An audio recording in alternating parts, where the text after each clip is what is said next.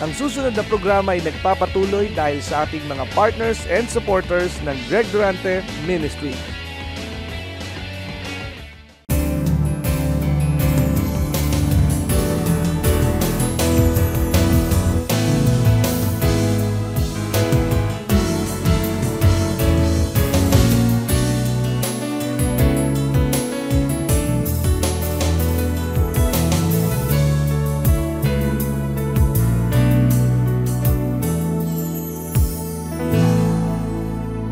Pero kung iyo pong unawain, absolutely nothing is too difficult for Him.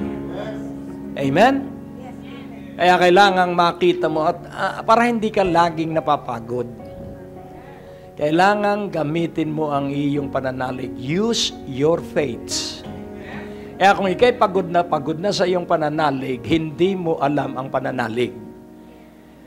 Dahil kapag alam mo ang pananalig, hindi ka po mapapagod, hindi ka po magsasawa, at hindi ka po manghihina. Kaya tingnan mo ang iyong katabi at sabihin mo, kailangang malaman mo kung ano talaga ang pananalig. Sabihin mo sa iyong katabi, kaliwat kanan, alam mo, ako'y natutuwa at kasama kita ngayong gabi. Alam mo, ang napakaganda po sa paghahari ng Diyos, ikaw at ako ay kasama. Ano po, hindi po tayo nanonood lang, kundi tayo po ay kasama sa Kanyang paghahari. Kaya wag po nating kalilimutan yan. At kailangan po na ikaw ay makaranas ng tagumpay. Kailangan makaranas ka ng ang lahat mong kahilingan ay iyong matatanggap. Kailangan makaranas ka ng kapayapaan sa iyong puso at kapanatagan sa iyong isipan. At yan po ay ibig ng Diyos at kailangang pagpasyahan mo na ito ay maranasan. Hindi mo tutulungan ng iyong sarili upang maligaya, kusa po itong aagos sa iyo. Hallelujah! Hindi mo rin po tutulungan na pagalingin ang iyong katawan, kusa po itong dadaloy sa iyo. Amen po ba? Do not focus on what you need. Focus on what God desires to give to you. Amen po ba? Kaya nga unawain mong mabuti ngayong gabi, kakaibang gabi po ito. Sapagkat bawat pagtitipon natin laging kakaiba. Wala po tayong inuulit kahit sa ating program, hindi po natin inuulit ang araw-araw na broadcast. Sapagkat ang Diyos po ay laging may bagong ginagawa. Tingnan mo uli ang iyong katabi, sabihin mo, alam mo, hindi ka tatanda. Dahil ikaw ay laging nasa gawain ng Diyos. Amen? Amen? Ang katawan, hindi natin mapipigilang tumanda. Pero kapag ang tumanday isipan, ay matanda na nga talaga. Amen? Kaya kailangan, laging tatandaan po natin, it is not the adult who will make the children, but it is the children who will make the adult. Without the children, no adult. Amen po ba? Kaya nga, unawain mong mabuti na ikaw ay pinagpala ng Diyos dahil may naniniwala sa iyo, at least ang iyong apo kung matanda ka na. Amen? Naniniwala sa iyo ang iyong apo, naniniwala sa iyo ang iyong mga anak, naniniwala sa iyo ang iyong asawa, naniniwala sa iyo ang iyong kasambahay. Kaya paunlarin mo yung relasyon mo sa mga naniniwala sa iyo. Para hindi ka mapagod. Amen? Amen. Hallelujah. Kaya nga po, unawain po natin mabuti, kailangan natin ang banal na Espiritu. Ang depresyon, kulang lang ng banal na Espiritu yan. Kapag ikaw po'y puspos lagi ng Espiritu, hindi mo po tatakot ang mga nagdaan. Sapagkat alam mo kung ito'y inilapit mo na sa Panginoon, ito'y pinatawad, at ito'y nilimot na ng Diyos. Ano po ba ang depression? Ang depression po ay laging pagbalik sa isipan mo nung nakaraan. Hello? Ano naman ang fear and worry? yung pagtingin mo sa iyong kinabukasan na baka marami kang baka sa hinaharap. Pero nais kong ipaunawa sa iyo ang sabi ng Panginoon, worry not for the morrow. Worry not for the food and the drink. Worry not for your body. Amen po ba? Instead, focus on Jesus. So yan po at ang aking pakiusap sa inyo, buhay na pakikipag-ibigan kay Jesus. Praise God. Thank you, Jesus.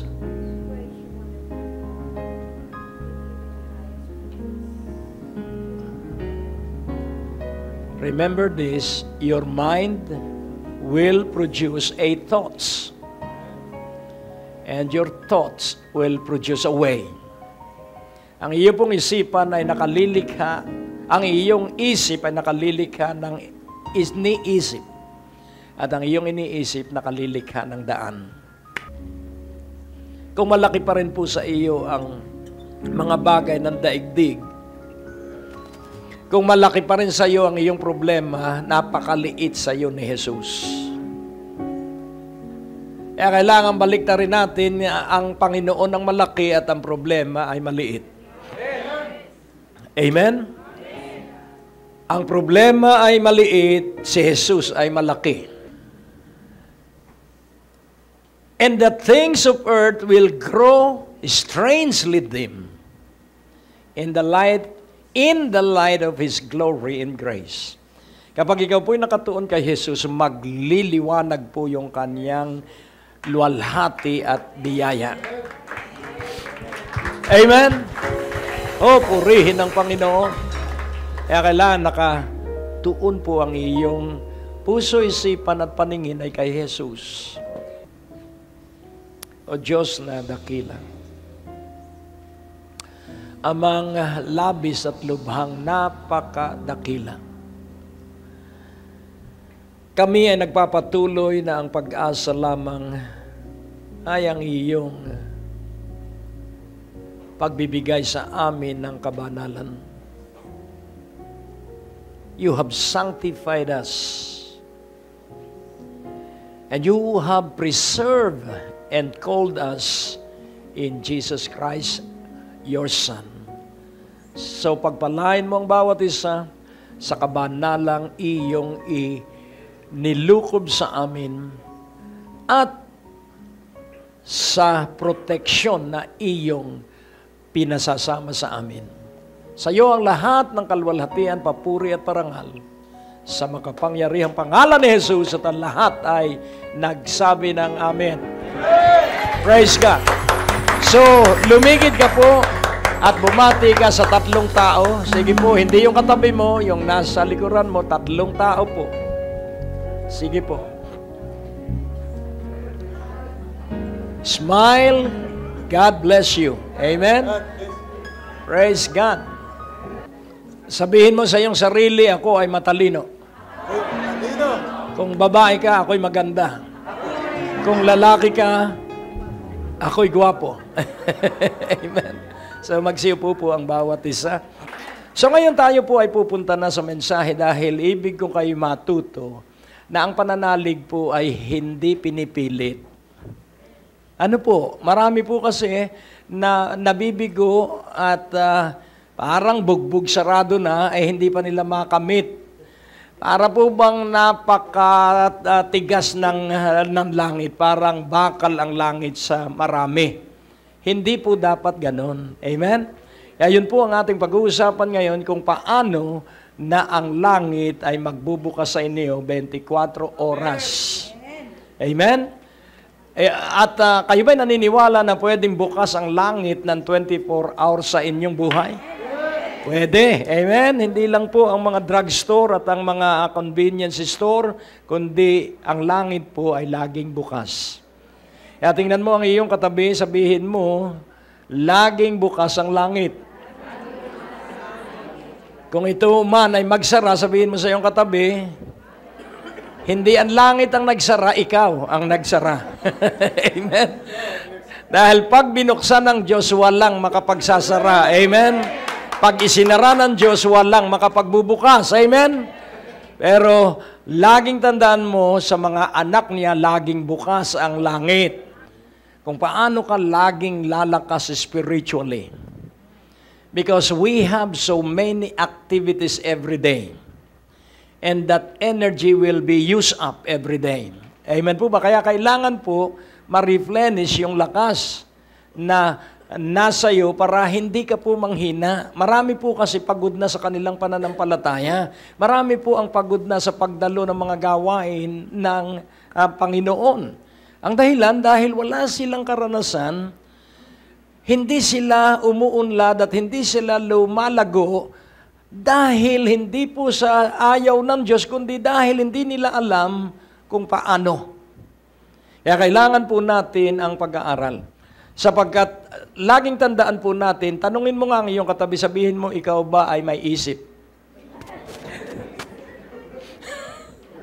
Do you have a mind?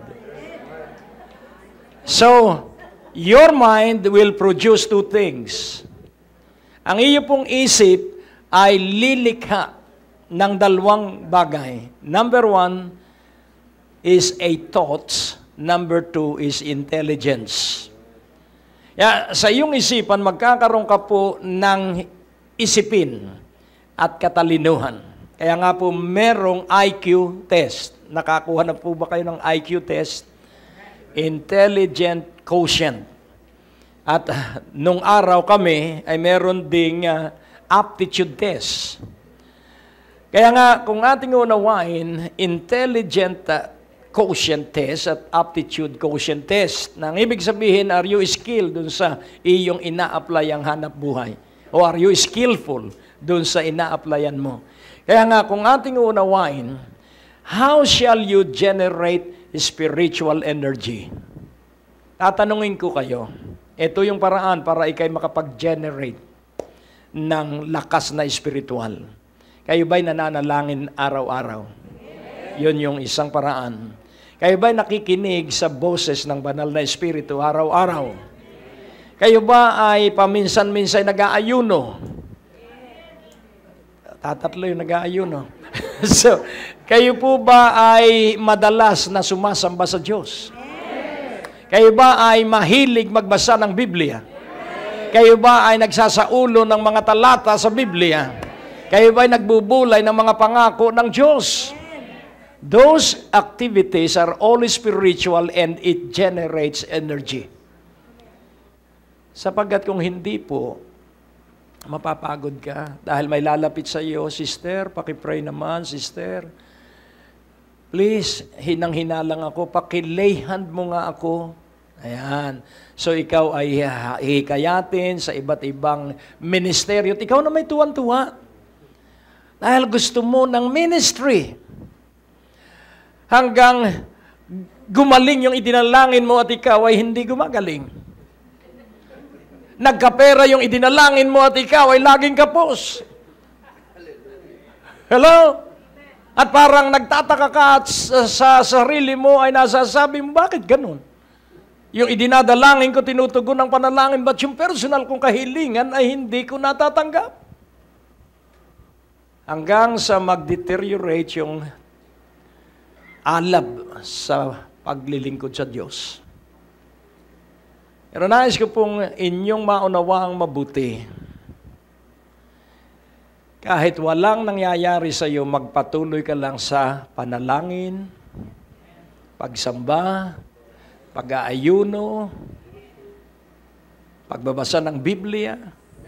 Kahit walang nangyayari sa iyo, hindi po totoong walang nangyayari sa iyo. Yun lang alab mo ng patuloy at tuloy-tuloy na pakikipag-ibigan sa Diyos, yun ay isa ng himala.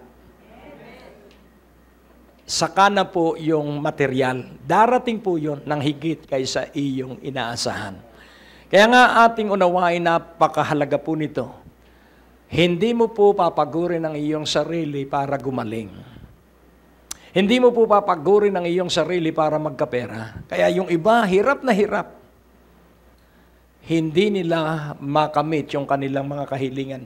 Ngayon pong gabi, nais kong inyong maunawaan kung ano ang katotohanan tungkol sa iyo. Tingnan mo ang iyong katabi, sabihin mo, kailangang malaman mo ang tungkol sa iyo. Amen? So, the message tonight is especially dedicated for you. Amen po ba? Kaya wag mo munang isipin ang kagalit mo, basta makinig ka lang mabuti, sapagkat yung kagalit mo ay mauunawaan mo at the end of the message na sila pala'y kasangkapan para ikay i-promote ng Diyos. Amen po ba? Without an enemy, there will be no victory. Amen? So your enemy is an instrument of God for you, para ikaw ay matuto sa pagtatagumpay. Tingnan mo uli ang iyong katabi, kasarap naman itong panimula pa lang. Amen? So, nice kung iyong maunawaan kung sino ka. Alam ng dyablo kung sino ka, kaya pipigilan kang matuklasan mo kung sino ka. So, tanungin mo uli yung katabi mo, sino ka nga ba? Tapos magikang artista at sabihin mo, sino nga ako? Amen? Kailangan pag minsan madrama ka po sa iyong buhay. Dahil pag hindi ka madrama, naku, mahihirapan ka po sa ibabaw ng lupang ito. So, sino ka sa akala mo? Sino ka sa akala ng iyong mga mahal sa buhay? At sino ka sang-ayon sa Diyos? So, tatlong bagay po. Sino ka sa akala mo? Sino ka sa akala ng iyong kasambahay? At ang pangatlong, dumadagundong na katotohanan, sino ka sa harapan ng Diyos? At ang sasabihin ko sa inyo, God the Father sanctified you and Jesus preserved you. Amen? So ikaw ay pinabanal ng Ama at ikaw ay iniingatan ng anak. At ikaw ay pinapatnubayan ng banal na Espiritu. Doon pa lamang sa tatlong katotohanan ito, wala ka ng talo. Amen po ba? Kaya ang mensahe, simpleng-simple lang po. Word, doer, hearer, doer, faith perfected. Kapag ikaw po ay naging maalab sa salita ng Diyos, hindi basta tagapakinig, bagamat magandang nakikinig, ay higit sa lahat, ikay manggagawa. Hearer, doer, faith perfected. So ang iyo pong pananalig ay magiging sakdal. Pag sinabi pong perfected, mature. At atin pong unawain, makapagtatagumpay ka sa sensual feeling. Yung ramdam mo ang iyong pandama. Makapagtatagumpay ka po doon sapagkat kadalasan ang maraming Kristiyano ay matampuhin. Hindi po ito standard pero ito po ay nangyayari sa maraming Kristiyano. Tingnan mo ang iyong katabi. Maaaring sabihin mong hindi ka na nagtatampo pero sa sandaling dumating yung tao na naging dahilan, makikita mo na doon lilitaw na meron ka pa ring tampo. Sa aking buhay, akala ko'y nakapagpatawad na ako hanggang isang araw, after 15 years, dumaan yung tao. At ako'y tumalikod na kunwari ay ako'y may ginagawa. So, nais kong ipaunawa na yun po'y lilitaw. Amen? At ako'y nagsisi. At nung makita ko uli yung tao, malayo pa ako'y nakakaway na. Bilang palatandaan na natuklasan ko na hindi pa pala lubusang nawawala yung tampo. Hindi naman galit, tampo lang. Kaya nga, unawain mong mabuti, sa bawat araw, may matutuklasan kang mga bagay na hindi mo pala nagagawa pa. Tingnan mo uli ang iyong katabi. May natuklasan ka na ba? So, if you are word hearer and word doer, then your faith will be perfected. Amen po ba? Nais kong inyong maunawaan ang kahalagahan ng salita ng Diyos. sa Malakay 3:6. Nais kong makita mo ang mga bagay na hindi magtatapos, walang panimula at walang katapusan at hindi magbabago. For I am the Lord, I change not. Therefore, ye sons of Jacob are not consumed. So, hindi po nagbabago at hindi nababawasan ang pag-ibig ng Diyos. At yung pag-ibig ng Diyos ay laging nagpapatawad po yun. Yung pag-ibig ng Diyos ay laging naghihintay. Yung pag-ibig ng Diyos ay laging umaasa. Kaya may pag-asa ang Diyos sa iyo. May pag-asa ang Diyos sa iyo. Amen po ba? May pananampalataya ang Diyos sa bawat ang Diyos ay may pananampalataya sa bawat isa sa atin. At hindi nagbabago yung kanyang paniniwala sa bawat isa sa atin, hindi nagbabago yung kanyang pag-ibig at hindi nagbabago yung kanyang awa at hindi magbabago yung kanyang kagandahang loob. And then sa Matthew 24:35, ito naman ang pangalawa na hindi rin nagbabago. Heaven and earth shall pass away, but my words shall not pass away. Kaya word hearer, doer, faith perfected. Kaya kung ikaw po'y nakikinig ng salita ng Diyos at kung ikaw po ay nagsasagawa ng iyong narinig na salita ng Diyos, ikaw po ay lalago sa pananalig. Ang ibig mong sabihin, ikay lalago sa paniniwala, pagtitiwala, at lagi kang may pag-asa sa Diyos araw-araw. Kaya nga unawain mong mabuti. Ang Diyos ay walang panimula, walang katapusan at hindi nagbabago. Ang salita ng Diyos. So, atin pong unawain. Ang sabi ng Panginoon, if you abide in me and my words abide in you, you can ask anything you wish and it shall be done unto you.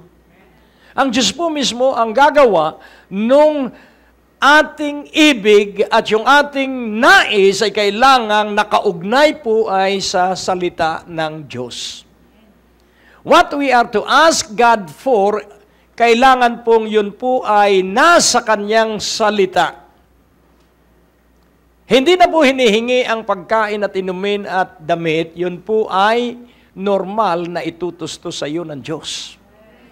Dahil hindi niya papayagang ikay lumakad ng hubot-hubad. I assure you that. Hindi ka niya pababayaan. Amen? At hindi ka rin niya pababayaang mamatay sa gutom. Amen? Kaya nga, unawain mong mabuti, kailangang paniwalaan mo na ikaw ay iniibig ng Diyos. At upang iyong maranasan ang pag-ibig ng Diyos, kailangang lagi kang nagpapasalamat sa Diyos pagkagising pa lang sa umaga. At kapag ikaw po'y nagpapasalamat sa Diyos, muling makakaranas ka ng kapangyarihan ng Diyos at pag naranasan mo yung kapangyarihan ng Diyos, matututo kang muling magpuri sa Diyos. Kailan ka magpupuri sa Diyos kapag nabayaran mo ang iyong utang? Kapag gumaling ka sa sakit at karamdaman, kapag ang iyong anak ay nakapasa sa board exam, nagpupuri ka sa Diyos. At para magkaroon tayo ng karanasan na ipagpupuri natin sa Diyos, kailangan nagpapasalamat tayo sa Diyos kahit sa panahon ng kabiguan. Sapagkat yung pagkabigo natin, yung ating pagkalugi ay mga pamamaraan ng Diyos para tayo ay ihanda sa isang malaking piging ng pagpapala.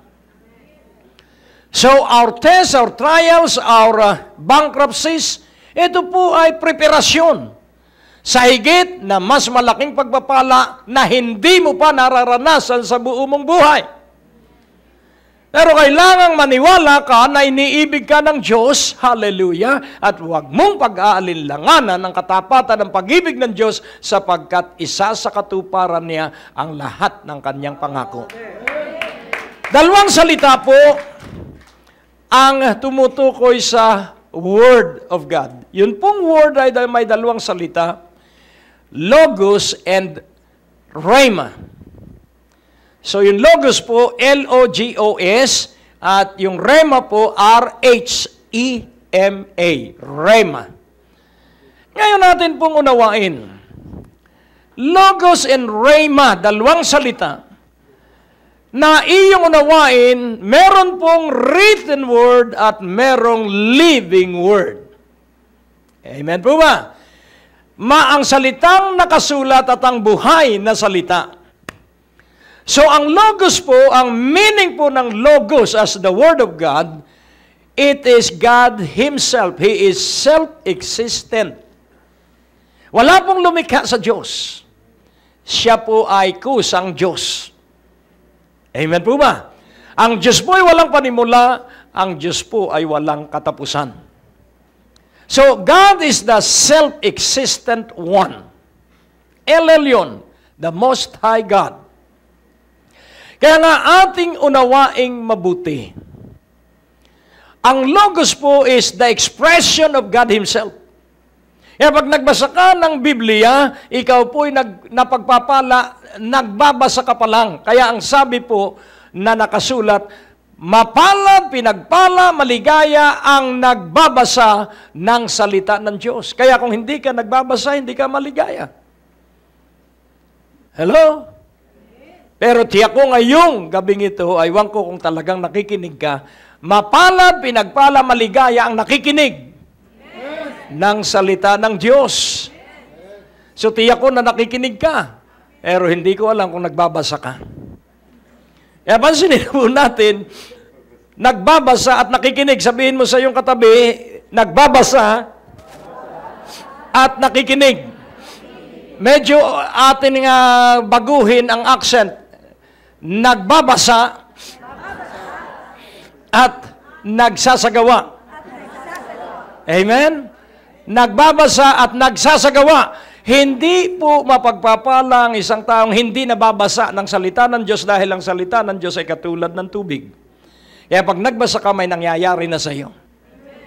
Ang unang nangyayari, natututo kang bumasa. Yun po ang unang himala. At ang ikalawang himala, ikay nasasanay na magbasa ng matagal. Kaya laging may himala po kapag pinahalagahan mo ang Diyos at ang kanyang salita. Ano naman ang rema? Ang natapos na palatuntunan ay nagpapatuloy dahil sa inyong mga pinansyal na kaloob na ibinibigay sa Greg Durante Ministries. Tapos na naman po ang ating palatuntunan at nais po naming makarinig mula sa inyo. Maaari po kayo sumulat sa PO Box 4135 Manila o mag-text sa mga numero na nakikita nyo sa ating screen o tumawag sa mga telepono na inyo pong nakikita din sa ating mga screen at handa po kaming makarinig mula sa inyo ng patotoo ng pagpapala at biyaya at tagumpay. At kung kayo po ay napagpala sa palatuntunan ito, maaari nyo pong ipadala ang inyong mga kaloob sa iba't ibang sangay ng Bangko de Oro sa buong Pilipinas at maihatid ang mabuting balita sa lahat ng panig ng bansang Pilipinas. At kung kayo po ay wala pang dinadaluhang panlingguhang gawain, inaanyayahan po namin kayo sa 2nd floor, Medicor Building, Ortigas Avenue, Green Hills, San Juan, alas 9:30 ng umaga at alas 4:30 ng hapon. Lahat po ay welcome sa gawain ito. At tuwing araw ng Biyernes, meron po tayong Night of Revival sa ganap na alas 6 ng gabi. Dito rin po sa Green Hills, San Juan. Magsama-sama tayo sa palatuntunan ito sa ganito rin pong oras at patuloy ninyong maranasan ang biyaya at kasapatan ng ating Panginoon, and it's always a great day to live.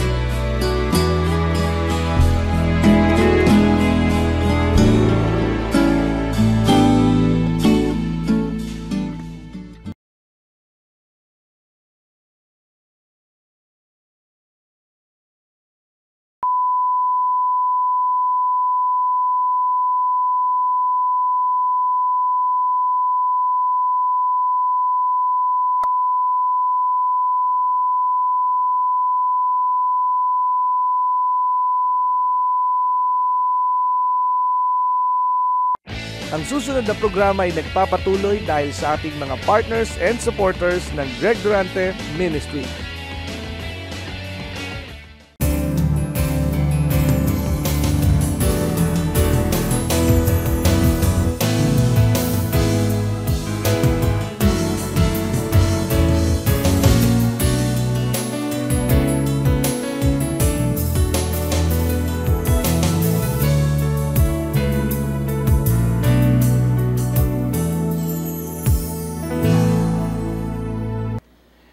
Ang rema po, ito po ay action word. Ito po yung salitang iyong isasagawa. So, pansinin po natin ito ang rema, let there be light. So, it is a spoken word. Yun po ang rema. Kaya pag sinabi mo sa iyong bahay, let there be blessings.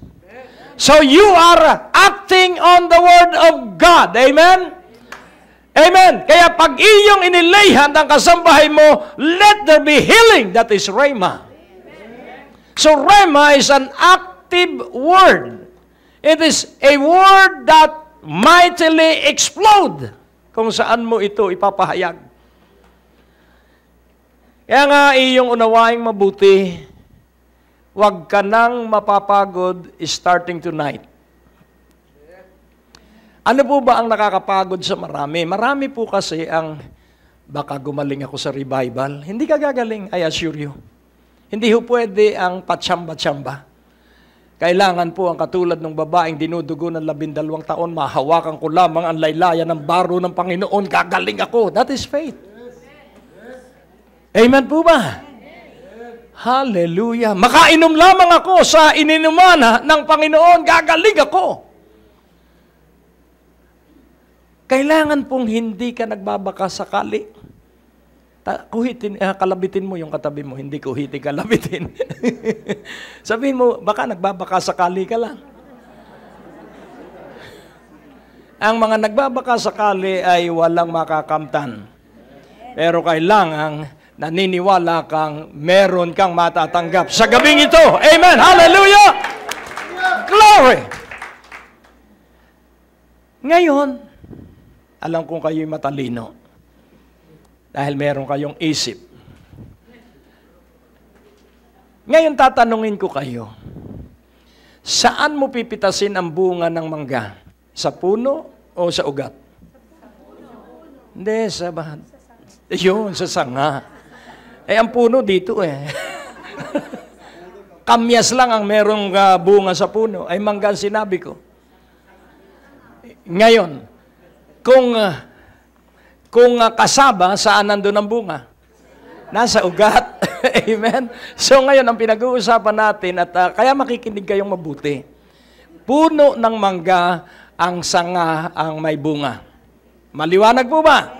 Okay.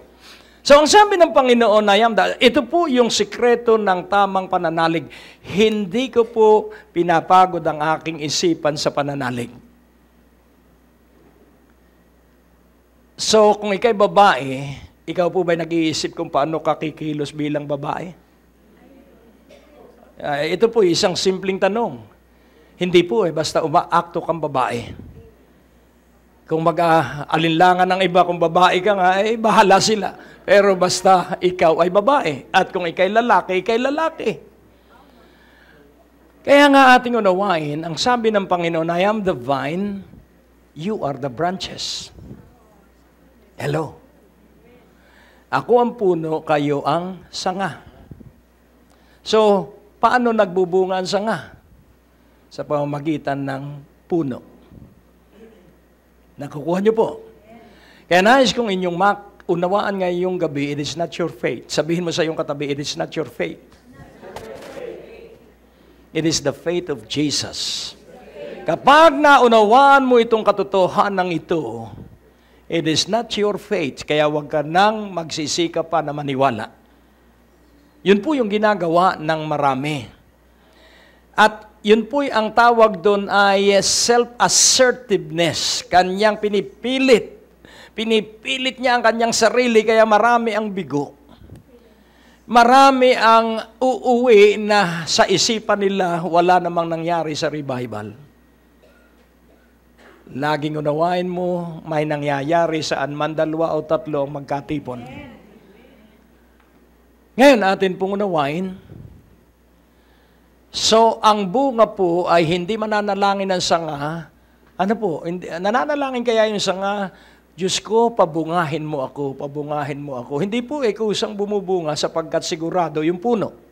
Sapagkat ang puno ay ang Panginoon at ikaw ang sanga.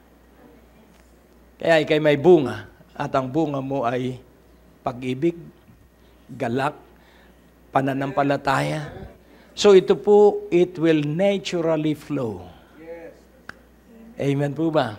Kaya kailangan lagi kang nakatuon ay kay Jesus. Sapagkat siya ang puno. At ang sabi niya, if you abide in me, and my words abide in you, you can ask anything you wish, and it shall be done.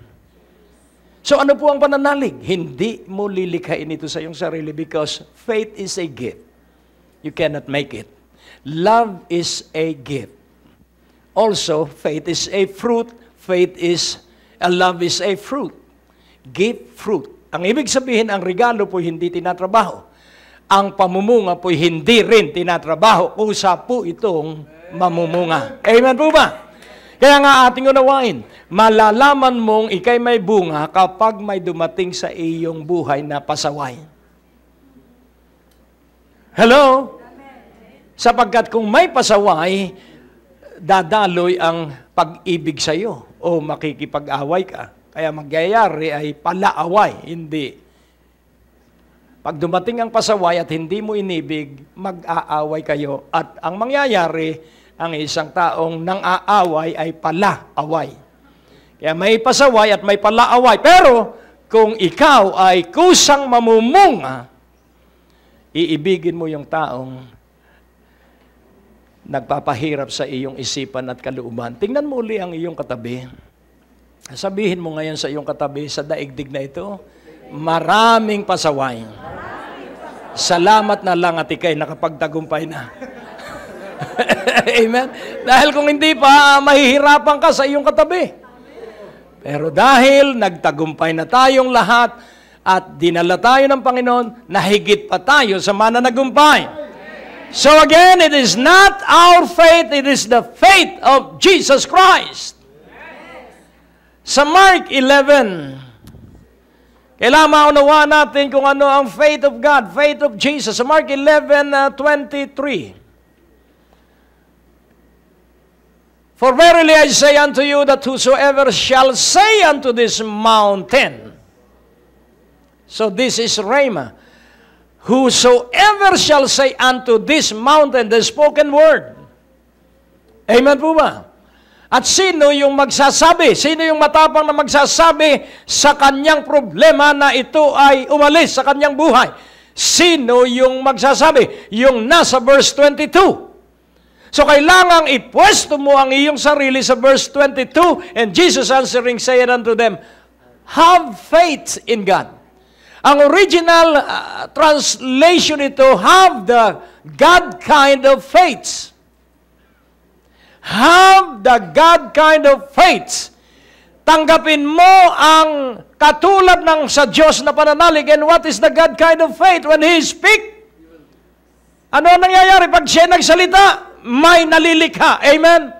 Kaya kailangan na ikaw ay manalig na nasa iyong bibig ang salita ng Diyos, at kapag sinabi mo ang salita ng Diyos, hindi babalik sa Diyos ang kanyang salita na hindi natupad ang kanyang nasa.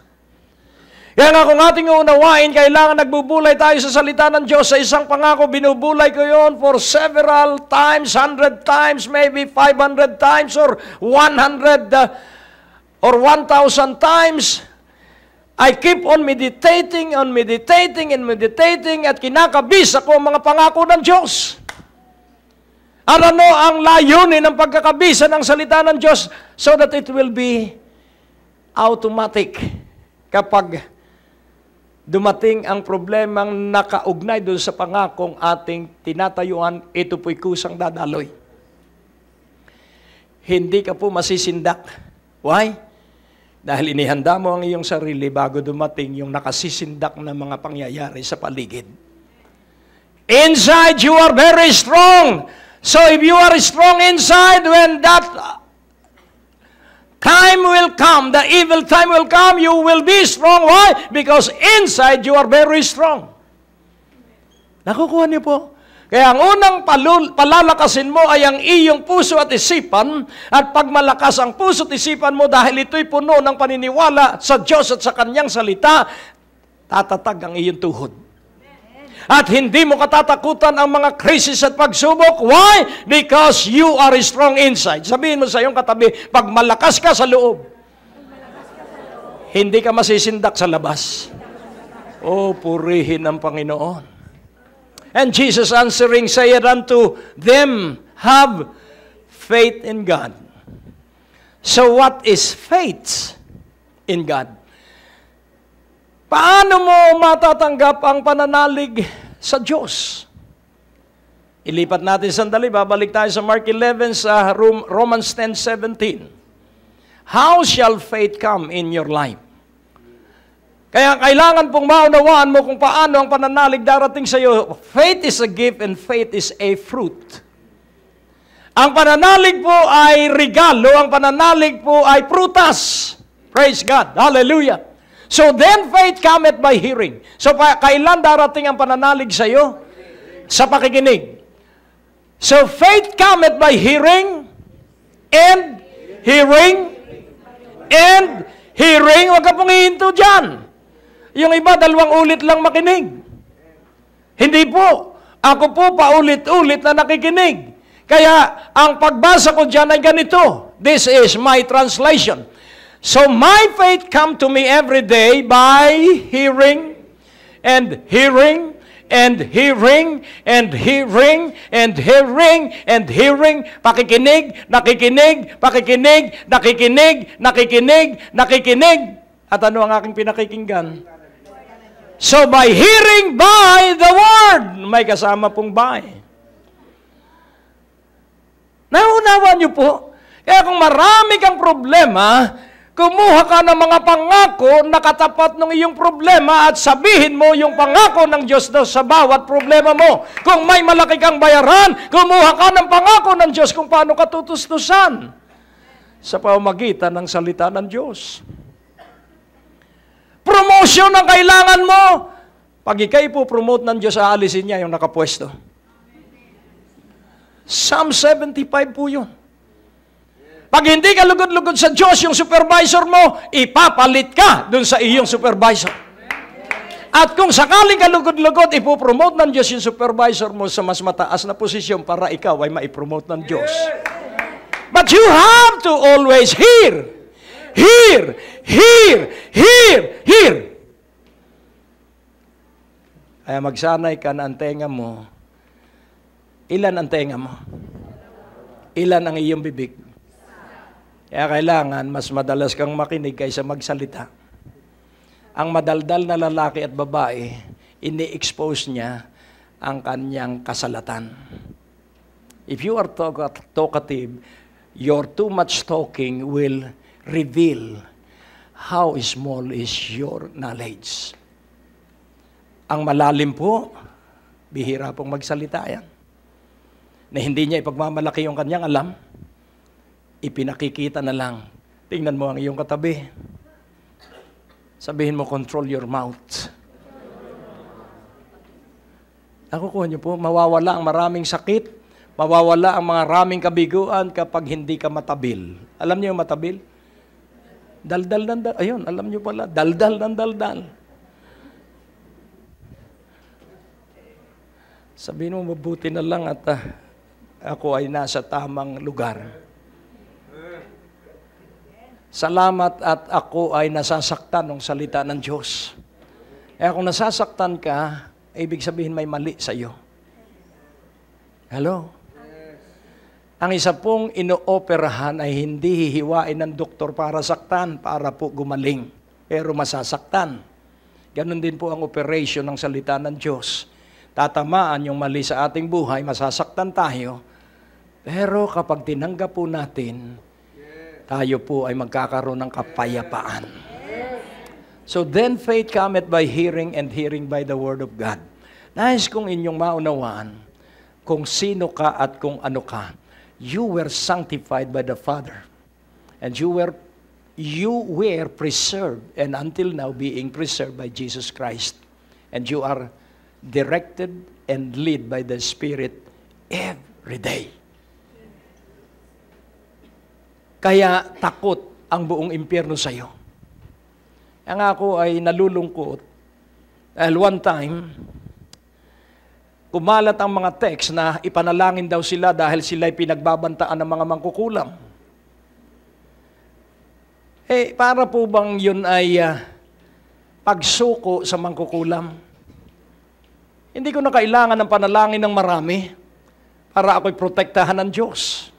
Hello? Hindi mo na rin kailangan ng panalangin ng marami para protektahan ka ng Diyos. Gawin mong habit ang panalangin. Sapagkat ikaw ay nakasuot ng katwiran ng Diyos. Kaya nais kong maunawaan mo that you are clothed with the righteousness of God. Sa Ephesians 3:16, kailangan maunawaan po ninyo ito, hindi ka madadampian ng anumang kasiraan nagbuhat sa kadiliman. Hindi ka po. Because Jesus is preserving us. Nakukuha nyo kung meron man panghihina ang iyong katawan, hindi ka mamamatay dyan.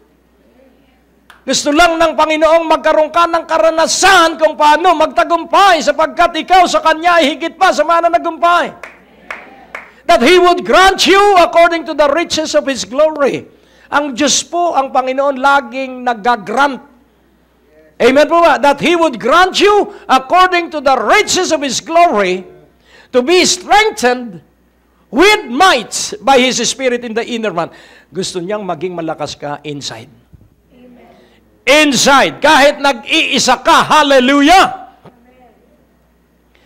Kung akin pong isi-share sa inyo ang pagdaan ko sa mga bingit ng kamatayan na hindi ako natakot sapagkat wala akong takot sa kamatayan, ang takot ko lamang ay sa Diyos. At bakit ako nakadevelop ng ganong katakot? Sapagkat lagi akong nakikipag-usap sa Diyos. Hindi madalas, kundi tuloy-tuloy na lagi akong nakikipag-usap sa Diyos. Lagi akong nakikipag-fellowship sa Diyos.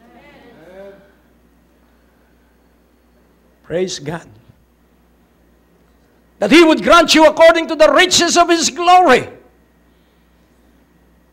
Kahit sa kabundukan ng Northern Thailand, sa border ng Myanmar, naglalakad ako na parang ako ay Thailander. Why? Because He strengthened me in my inner man. Amen. And you are strengthened in your inner man once you believe it. Nakakapag-drive akong mag-isa mula lalawigan. Wala kang kasama? Meron. Ang Panginoon. Mas marami akong time for fellowship pag ako'y nag-iisa. Pero kung may kasama, pwede rin. Pero ang gagawin ko sa mga kasama ko, let us worship God. Baka magdaldalan, puro chismis lang ang mangyayari. Nakukuha niyo po? That He would grant you according to the riches of His glory. Saan magmumula yung lakas? From His riches. From His riches in glory. Ang kailangan mo hindi pera. Ang kailangan mo'y lakas. Amen? Ang kailangan mo'y katatagan. Ang kailangan mo'y kapayapaan dito at katahimikan dito. Pagpayapa ka sa iyong espiritu, pagtahimik ka sa iyong isipan, ang pera madaling dumating sa iyong buhay. Ang pera po hindi problema. Ang pera ay solusyon. Nakukuha niyo po? Kaya nga po ang sabi sa verse 17, that Christ may dwell in your hearts. Bakit ka magiging malakas sa loob?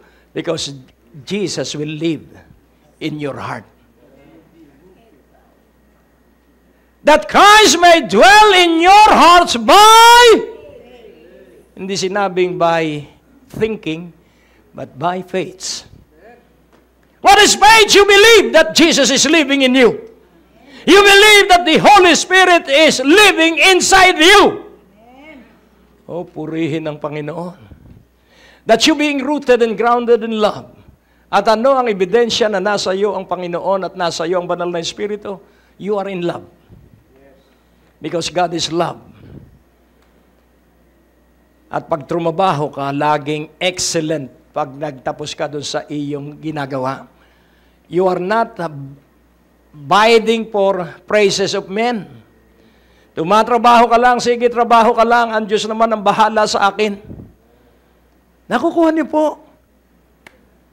Kaya nga unawain nating mabuti, if you practice love, first with God, madali na po yung kapwa-tao. If you continue on the development of your love, relationship, and fellowship with God, madali na po yung tao.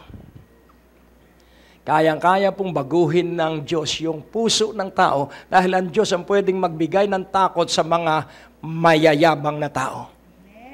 Ang Diyos ang pwedeng maglagay ng ikababagabag ng isipan ng tao. Kaya nga ating unawain, 300 soldiers against 135,000 in the leadership of Gideon. 300 lang po ang kanyang kawal. Tinalo niya yung 135,000 armies. Why? Dahil sinidlan ng gulo sa isipan yung mga sundalo, sinidlan ng Diyos ng takot. Kaya sila ang nagbatayan. At yung 300, wala, nagwo-worship lang. Amen? Kaya nais kong inyong maunawa ang mabuti that you are somebody that the whole hell is so afraid of you. Kaya kung pwede kang linlangin ng buong impyerno, lilinlangin ka para ikaw ay manghina, para ikaw ay mapagod, para hindi mo matuklasan na ikaw ay may kapangyarihang naninirahan sa iyo ang Panginoong Jesus at ang Banal na Espiritu. At ang sabi ng verse 18, so you will use that love. So ipapractice mo na ibigin mo una ang iyong mahal sa buhay, pangalawa ang iyong kasama sa simbahan. That you may be able to comprehend with all saints what is the breadth and length and depth and height, verse 19, and to know the love of Christ which passeth knowledge, that you might be filled with all the fullness of God. Kapag naniwala kang nasa iyo ang pag-ibig ng Diyos, kapag naniwala kang nasa iyo si Jesucristo, kapag naniwala kang nasa iyo ang Banal na Espiritu, ikaw po ay mapupuspos ng kapunuan ng Diyos. You will be filled with the fullness of God. And what is the fullness of God? The fullness of God is love. L-O-V-E. Kaya nga kung atin pong uunawain, ibalik natin sa Mark 11. So your faith is perfected because Jesus lives in your inner man. Because the Holy Spirit lives in you. And Jesus answering saith unto them, have faith in God. So have faith in God. So ano ang gagawin mo kapag ikaw ay napakarami ng bayaran? Ano ang iyong gagawin? Maghahanap ka ng uutangan? No. Be still and know that He is God. Be still and know that He is God. That He is our only source. That He is our only great provider. Yung lahat ng darating sa ating problema ay upang ilitaw ng Diyos ang hangarin niya sa pamamagitan mo. If you have the dream of God, then hope will mightily be flowing in your system. Kapag ikaw po'y may pangarap ng Diyos, yung pag-asa ay dadaloy sa buo mong pagkatao. At kapag ika'y puspos ng pag-asa sa Diyos, hallelujah, malalaman mo ang layunin ng Diyos kung bakit ka'y dinaraan sa krisis. Praise God. Lahat tayo idadaan sa krisis at matitira lamang ang pag-asa na lubusan ay tanging ang Diyos. Marami ang tinawag, ilan ang hinirang. At nawa kasama tayong lahat dun sa iilan. Amen? At para tayo makasama ron, gamitin mo ang iyong pananalig. Use your faith. Amen? Kapag kaharap mo'y bayaran, ano ang gagawin mo? Ano ang ginagawa ko sa bayaran? Di natutulog ng mahimbing. Pero isinusulat ko po yun. Yung lahat ng babayaran ko sa bawat buwan, nakasulat po yun. Dahil kapag nakasulat po yun, ito'y mababakuran mo. You can secure your debts with the power of the Word of God. Wag na wag mong hahayaan na ang iyong problema ay sirain ka. Hindi ka nilikha ng Diyos para masira. Hindi ka iniligtas ng Diyos para lamang matalo sa utang. Ika'y iniligtas ng Diyos para makapagtagumpay. Ika'y iniligtas ng Diyos sapagkat nasa iyo ang kanyang kapangyarihan at ang iyo lamang patatayuin sa iyong buhay ay patuloy na pananalig, patuloy na paniniwala at patuloy na pag-asa at laging meron kang hinog na pagtitiwala na may mangyayaring himala sa iyo kapag daka. Amen po ba? Kaya nga unawain mong mabuti, how shall you attract miracles? By means of your mouth. Verse 23. For verily I say unto you, that whosoever shall say unto this mountain, speak the word of God to your problem. Speak the word of God to your financial problem. Speak the word of God to your health problem. Speak the word of God to your family problem. Whatever problem is, speak the word of God.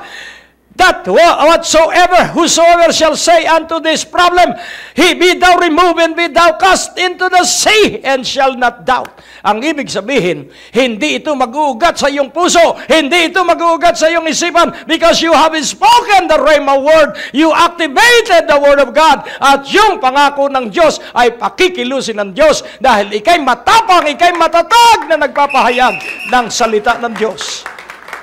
And be thou cast into the sea, and shalt not doubt. Be thou removed and be thou cast into the sea. So the mountain, sabi nga nung isang positive attitude book, kinausap niya dahil siya'y umakyat sa Mount Everest at kalahati lang ang naabot niya. At nung siya'y mabigo, tumayo siya sa baba at sinabi niya sa Mount Everest, Mount Everest, you cannot grow bigger. You shall still remain as you are. But my faith will be larger than you next time. Ang natapos na palatuntunan ay nagpapatuloy dahil sa inyong mga pinansyal na kaloob na ibinibigay sa Greg Durante Ministries. Tapos na naman po ang ating palatuntunan at nais po naming makarinig mula sa inyo. Maaari po kayo sumulat sa PO Box 4135 Manila o mag-text sa mga numero na nakikita nyo sa ating screen o tumawag sa mga telepono na inyo pong nakikita din sa ating mga screen, at handa po kaming makarinig mula sa inyo ng patotoo ng pagpapala at biyaya at tagumpay.